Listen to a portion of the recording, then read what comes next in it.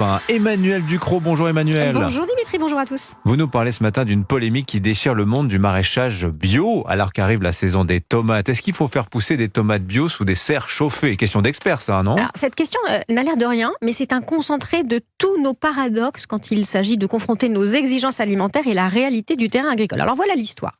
Il est de nouveau possible depuis cet hiver d'acheter toute l'année des tomates bio qui poussent sous des serres chauffées et ça crispe les puristes de l'agriculture biologique. Alors, c'était pas possible avant de faire ça. C'était pas possible. Alors, petit point de droit. Il existe un règlement européen de 2018 qui fixe les règles de l'agriculture bio pour l'UE. Il n'est pas très précis. Il dit que l'agriculture biologique doit respecter le cycle naturel des plantes. En 2019, la France a décidé que durant la période hivernale, c'est-à-dire du 21 décembre au 30 avril, il était interdit de commercialiser ce qu'on appelle les légumes ratatouille, aubergines, courgettes, etc., bio, issus de serres chauffées.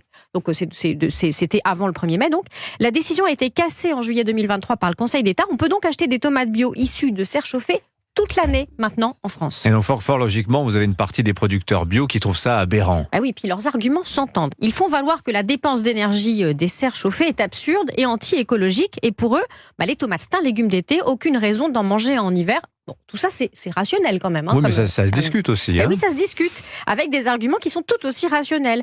D'abord, les consommateurs ne sont pas des puristes de la saisonnalité. Les tomates bio, on en trouve tout l'hiver en France, venues de serres chauffées, mais d'Espagne, du Maroc et des Pays-Bas. Et donc pas concernées par l'interdiction de vente jusqu'ici. Elles peuvent être très bonnes, ces tomates, tout est dans le choix de la variété.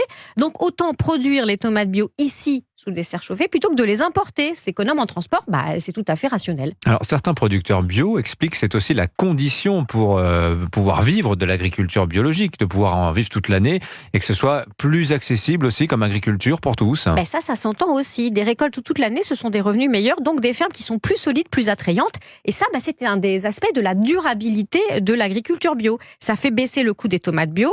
Ils disent, ces agriculteurs, que c'est un paradoxe dans la filière de vouloir plus de bio, mais de le réserver à une toute petite élite qui peut le payer. Les serres chauffées, c'est une manière de faire baisser les coûts. Et vous nous dites, en fait, en conclusion, Emmanuel, que la polémique sur les serres, ça va au-delà de l'agriculture bio. Mais oui, parce que la serre, c'est le moyen d'avoir des fruits et des légumes absolument sans pesticides d'aucune sorte, bio ou pas bio, parce qu'on maîtrise l'environnement, il n'y a pas d'insectes. Vous le voyez, le paradoxe. Ça semble moins naturel parce que les fruits poussent à l'abri.